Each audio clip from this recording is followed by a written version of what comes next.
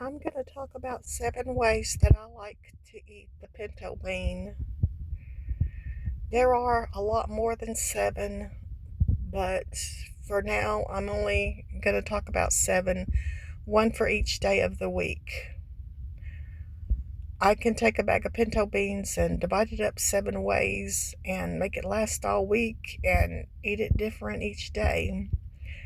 So, of all these different ways, let me know which ways are your favorites or which ways do you actually use. Number 1, I like adding a little bit of flour with it, just enough to make it stick together. Form it into a patty and fry it and have a bean burger. In a perfect world, I will have a bun, I will have vegan mayo and mustard, lettuce, tomato, pickle, onion. But in real life, I don't always have all those things. Sometimes I might have nothing more than the patty and the bread, but that's okay. It's good no matter what all I have or don't have. Number 2,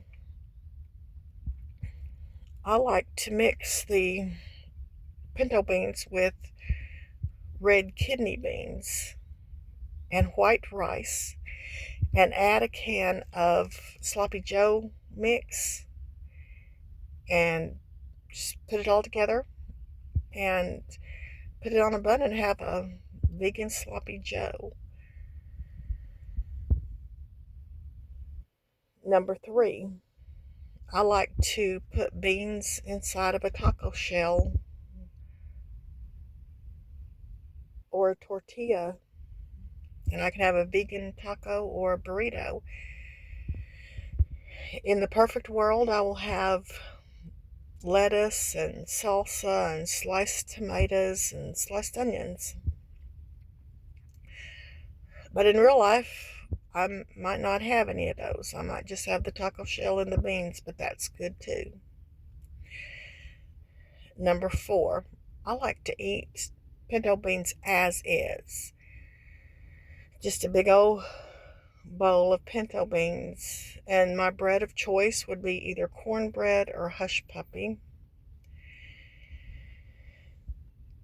And in a perfect world, I will have fresh sliced tomatoes, fresh sliced onions, and I might not always have that in real life, but that's okay.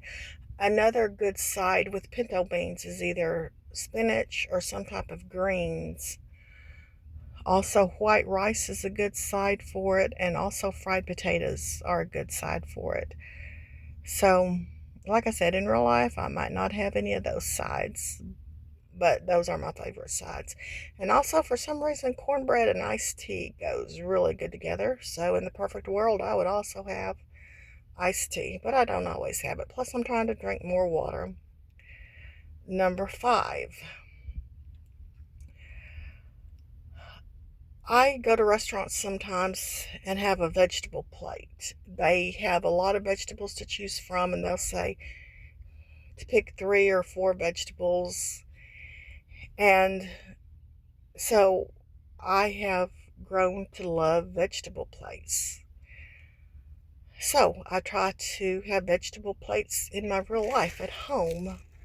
I will pick 4 vegetables, 4 sides, any 4 sides. Of course, one of the sides is going to be pinto beans. And then the other 3 sides can be anything.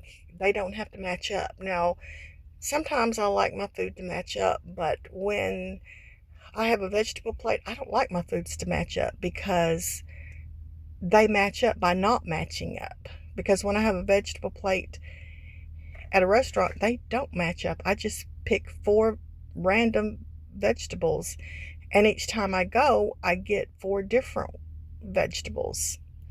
So when I do it at home, I purposely don't like for it to match up.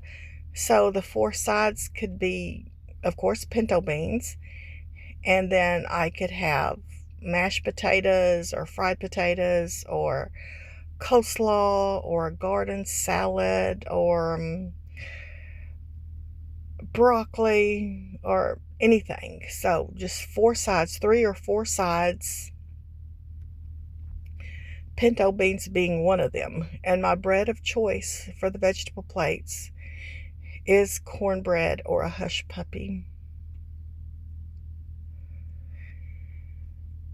And number 6 is vegan chili. And the way I make my vegan chili, I like to have both pinto beans and red kidney beans. And the small diced tomatoes, onions, peppers, salt, and my bread of choice with chili is either cornbread or crackers. I like them both the same with my chili, so I can have either one of those. And a good side with chili is white rice. Another good side with chili is coleslaw, because chili is so spicy and coleslaw is so soft and creamy. They kind of balance each other out.